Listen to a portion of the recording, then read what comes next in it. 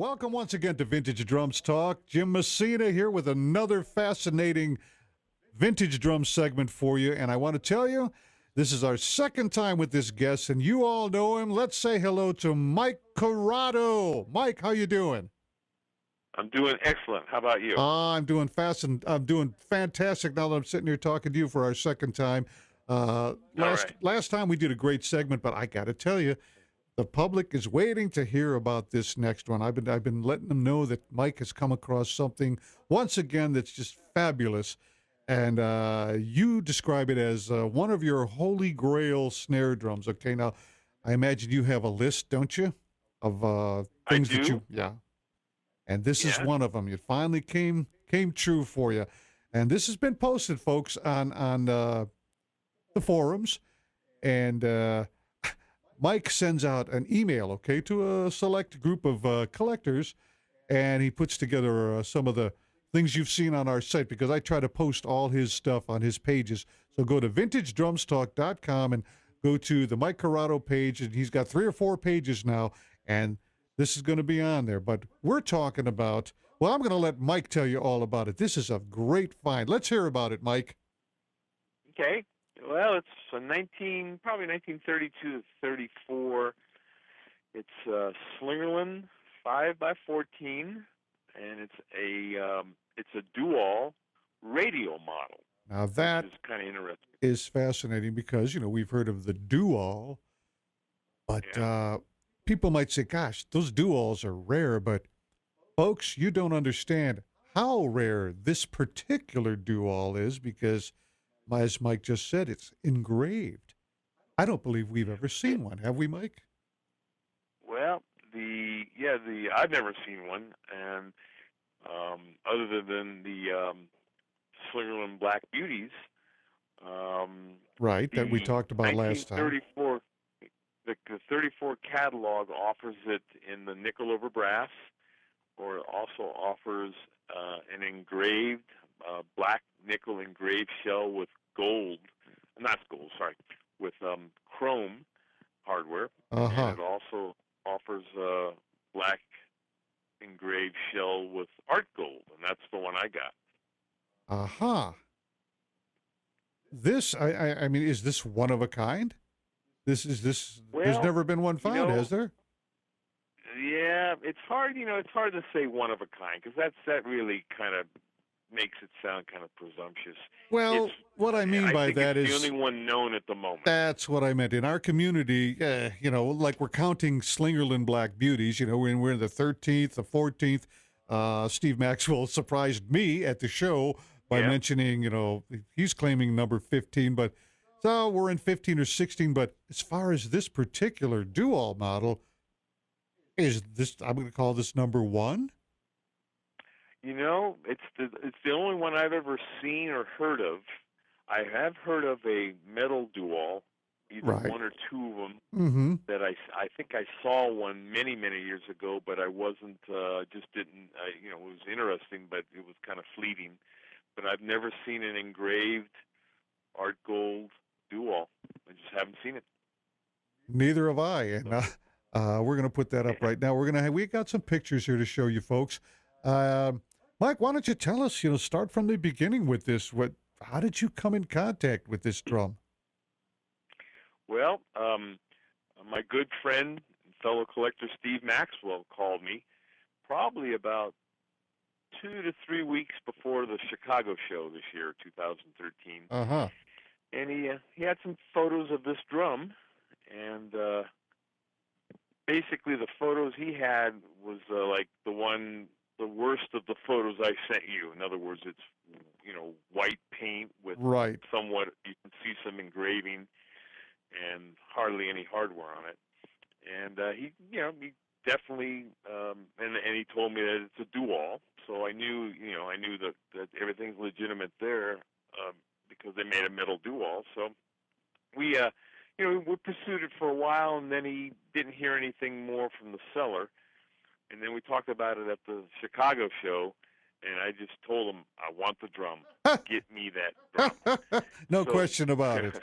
And, Steve's really busy, though. He's got 2 high-end stores, so he's a real busy guy. So he was gracious enough to let me contact the seller on my own. That's pretty unusual. And, yeah, and that was I told him, hey, I'll pay your finder's fees and everything. That's no problem. But to Steve's credit, he didn't want anything. He just said, I'm glad you got the drum. So that's the end thing of it. But so I talked to the seller and told him I was interested, and he sent me some more photos. Missing 16 collar hooks, missing 16 tension rods, part of the mechanism, and but he also wanted to sell it, and so he contacted a couple of people, and he contacted Mark Cooper and Steve Maxwell again, and I have a lot of the parts, and I can get that thing back to at least looking its age and nice looking.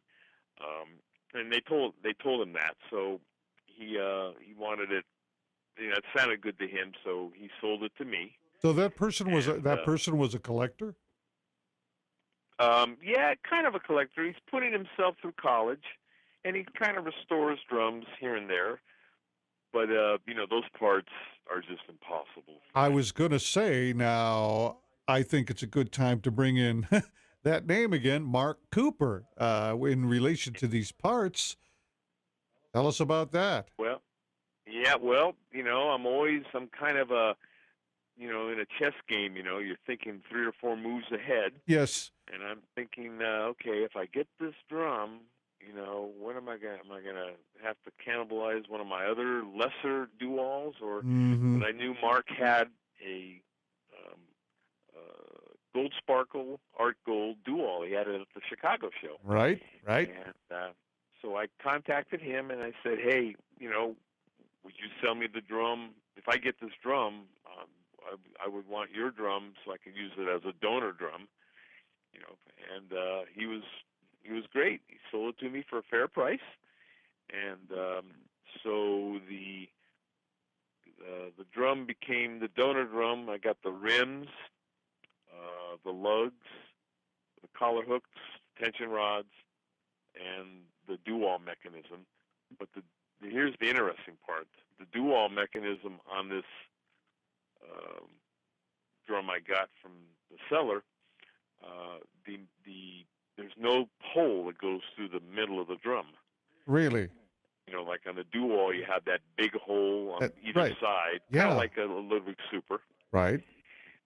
Well, there's only a big hole on the lever side, and then there's nothing to go through on the other side other than an air hole. But the air hole doesn't line up with the butt plate screws. Yeah. So it's just an air hole from the factory. And that makes it, you saw in the photos too, I have a 10-lug artist model with air holes in the same spot. Yeah. So, yeah, I see that. So the mystery is, it was like you would attach it to the shell, and then the outer mechanism's there, but in the inside it's just goes through the shell, and it's kind of like nubbed off, it looks factory, but it's just there's nothing to have a center pole going through the middle of the drum there. Huh. So that's where a little of the mystery is, because when you disengage the wires, maybe 90% of it comes disengaged, but you can obviously, on the butt plate side, the mechanism doesn't drop unless it would have had the pole connecting to the upper linkage. All right. Then, of course, it would go up and down like a Ludwig Super. And this all appears to be factory. Yeah. Oh, yeah, because there's no extra holes. The holes on the butt plate, they fit perfectly, and like I said, the little hole above it is the factory air hole, and it's not centered between the 2 holes that would put the butt plate piece on. So that's not meant to be. So in other words, the air hole is separate from the mechanism. Yeah. And so the mystery is, I just didn't need to see a metal Duall so I can see what's going on with this, because I have no idea other than how everything fits on perfectly. Isn't that something? Now, what did Mark have to say about this? I'm sure you told him about that because he's pretty into Oh yeah. these Dualls. And did you try talking to Dave Brown? Yeah, he was just as mystified as me. Isn't that something? I So mean, that's what I mean about this whole drama. First of all, to me, I've never seen an engraved Duall like this, a Black Beauty style engraved Duall. But then to have all these yeah. other manufacturing questions that seems to be factory, and all our peers are kind of baffled also. So this is something interesting to put out there on the forums and to you, the general public. You have any idea what we're talking about? You may be out there looking at us and saying, "I got one of those," and it I has like that happened. idea. It has happened to me before with the 14th Slingerland Black Beauty, or the 13th. It was just some guy saw us talking and went to his closet and, hey, this looks like what they're talking about. You could be out there, and we want to hear from you. If you can see what we're talking about, you look at these pictures and listen to what Mike is saying. Get in contact with VintageDrumsTalk.com. Okay. So, Mike, continuing on here, you talked to Dave Brown, our famous English collector friend, who is very into Duall drums. Also, uh, he can really be a cheerleader, can't he? Oh, he was as I wrote in that article there, Yeah. he was cheering me on all the way from the UK. We were talking about it at the Chicago show, Yes. and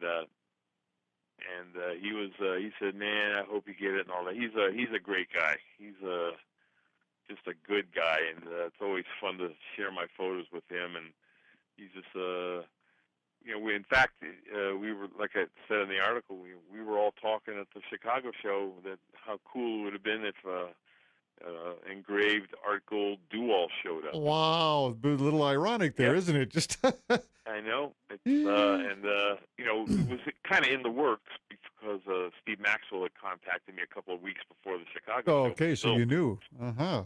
Yeah, we knew at least the vibe was out there, and some of these drums are still out there somewhere. So now, as far as few this, are between, but yeah, really, but they eventually surface, and it's just something that you got contacted about this because they know Mike is going to be interested in that. And he should. It's actually where it should be, I think. Because you are becoming the guy that's going to be, like they say, you're the curator of all this stuff. Your collection of snare drums is so comprehensive, and it's getting immense. Did you say 600 snares now? Well, yeah, give or take. Over the years, actually, when I was saying 600, I was just using a round Okay. number. I get about 560. Yeah. But now, getting drums nowadays, they're a little fewer and far between, only because I'm going for the rarest of the rare, because I have a lot of Right. rare drums. So I'm getting the ones, I'm looking for the ones I don't have, So, Right. And obviously this Duall was one I don't have, so that's the ones I go after, even though, I'm always trying to fill in gaps that I don't have, but nowadays it's just the rarest of the rare I'm looking at. All right. As far as this particular drum now, the actual restoration, what else had to be done to it? You told me it was painted, and we've heard painted stories before. Dave Brown's Slingerland Black Beauty is 6.5. What a great story. You were in on that also. But okay, now you find yourself with a painted Duall like this, and that's just amazing. What did you do about all that? The shell, and I know you listed some of this, but let's tell our viewers what you had to do to this hardware and what you have to do to bring it back to life. Well, the shell, like you see in the photos, is white, some kind of white something, lacquer, enamel, who knows. Mm-hmm. And I've been using this citrus stripper. I believe that's what you used on my drum, my Slingerland Black Beauty. Exactly. There you go. Yeah. And the Black Beauty nickel, the black nickel on a Slingerland and the black nickel on Ludwig's, I've found is pretty hardy. So it could take the stripping, because I'm just stripping the lacquer off, not doing anything. The black nickel stays there. Any wear and tear is obviously on the shell from 80 years, but as opposed black nickel. As opposed to Elite, Black Elite, would you say they're Black Nickel? Yeah, Yeah, I had a Black Elite that I did that with, and most of it came off, so I had to send it to AK to bring it back to life. He's speaking of Adrian Kirschler. And so for some of you who don't know, that's Adrian Kirschler, who's the Wonder Boy that's in the Italian Alps up there. He does fantastic work. All the top guys use him, and he's just go to his site, AK Drums. You guys won't believe it. He's on our links here on Vintage Drums Talk. Go to that page. Okay, Mike. Yeah, so the citrus stuff worked good. It took about 2 hours, but it came off good, and nothing. And what I usually do, I get all the paint off, and then I usually put like a little Goo Gone or something, just to get the last of any smudges or anything. And I get the shell as shiny and polished as I can, and then I have my guys at the plating place, Avenue Plating. I had Brian give it a clear coat of lacquer, so to preserve it. So that's the shell. Great. And there were very few dings, very few dents or dings. I could do them myself, so that was pretty easy. See, to me that would be a challenge, getting dings out. It's pretty, anything major, I take it to the Avenue guys because they got all the tools. Right. They're working with silver-plated stuff and gold and heirloom stuff, so they have all the fancy tools to bring out, bend out the bends and the dings. But this, I got a little hammer and minor dings. It comes out easy. Yeah. I've tried a ball peen hammer. I mean, that seems to be kind of safe at times for certain kind of dents, but you can always tell I've been there. A hammer with plastic, a plastic hammer. Yes. Yeah, that works good. So that's the shell. So that came out great, and then the hardware from the drum from Mark Cooper, right? The donor drum. Yes. The hardware, the art gold was in really good shape. Just there's some tarnish here and there, so I didn't strip the original lacquer. I just kind of used my Cape Cod polishing cloth and just kind of got parts of the tarnish just a little more so you could see the copper, and then I shot it with some gold lacquer just to preserve it. The tension rods, they're steel, so they're always thrashed, but they came out really good, and the collar hooks came out excellent. I'm looking here. I'm surprised, Mike, that I'm seeing this, and it still looks aged, though. All this stuff still looks aged.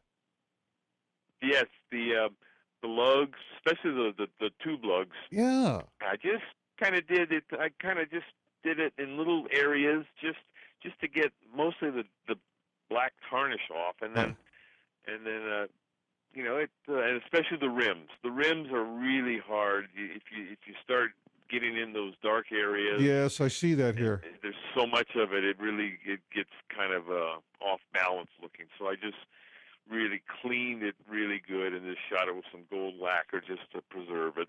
Now, But yeah, it aged nicely. It's really something. It's there are decisions that you have to make all the way through this. There are parts that you could clean them up. Oh, and they'll come out just like they did in the factory, just shiny and bright.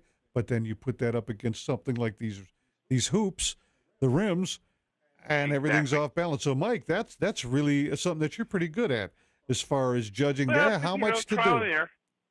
Yeah, it's kind of lucky because when I restore drums, here's a good example. The guys at Avenue Plating, they love it because sometimes I'll have to bring some parts, just a couple of parts. I don't overly plate stuff, but a couple of parts. Mm-hmm. Like maybe a drum's missing some tension rods, and I need to have them copper plated, 3 or 4 of them to match the drum and antique them. But I tell them, leave the ugly, just clean them. Yeah, they want to, sometimes they want to polish. You want them polished, or I said just leave all the age on it. Just get it clean and give me some bright copper, and then I can antique them from there. It's like Joe Luoma says, don't take off the history. Right, there you go. That's a good, don't take, yeah. He showed me a drum. you gotta remember too that that old quote I use. Rust doesn't sleep. Rust never sleeps. So, yep. You just have to. I feel you have to preserve it somehow at least. And I'm kind of in the middle. I'm not going to make it look brand new, but I'm not going to let it sit there with a bunch of green mold on it. You know what I've thought when I'm restoring drums like this? And I've thought, you know what? I need to talk to an actual museum curator and just ask them how do they make these decisions? Because when you go to a museum, you'll see something that's just kind of decrepit, and they'll say, well, you should have seen it before, but they still leave it. They don't restore it back to pristine, everything being beautiful and new. It just takes away from the vibe. And from what I'm seeing here, you really are mastering that. I saw what you do with my Slingerland Black Beauty, and there were some decisions to be made there. But with this, you've left the age there, the history, as Joe would say, and that's a great decision on your part. Yeah, I think that's important. And each drum comes out a little different, but I've just working through it, and luckily, if I'm, let's say I had to get all the lacquer off some hardware once, and then it was just down to the original copper. If I sprayed it and I don't like the way it looks, I can just get the lacquer off again. Right. In this case, with this Duall, I just cleaned up everything, cleaned all the hardware with some simple green, and just got all the grime and grease off there. And then especially on the rims, I just went around the rims a couple of times just to get a layer of gold lacquer on the dark parts so they wouldn't get any worse, at least. Yeah. But I got to tell you a great story. At Avenue Plating years ago, I got one of my first Triumphals. John Aldridge helped me get one. Okay. And it just needed a little couple of dents. So the father, who's been doing this for 50 years, is the pro at it. So I bring the drum in, and I just happened to come by the next day for something else, and he was just about to undo the crimped bare edges. Oh, don't tell me that, huh? Mike. Oh, man. Because they look dented to him, right? The snare, not the snare bed, the snare bed, yeah. Yes. Crimped, they're crimped on all those right. drums. Yeah, let's take that out of there. And, let me fix that dent. Yeah. Right. Oh. So to this day, that's kind of the running joke with Brian and Les. Anyway. Well, I'll tell you, there's a lot to this story, isn't there, Mike? I mean, we're just touching on it. Guys, as you can gather, this is a very rare drum. We're talking with Mike Curotto, and we want you to hold on because we're going to come back with another segment talking about this fantabulous Duall black engraved drum that he has come across, okay? So stick with us. Come back for part 2 with Mike Curotto and a fabulous Duall drum.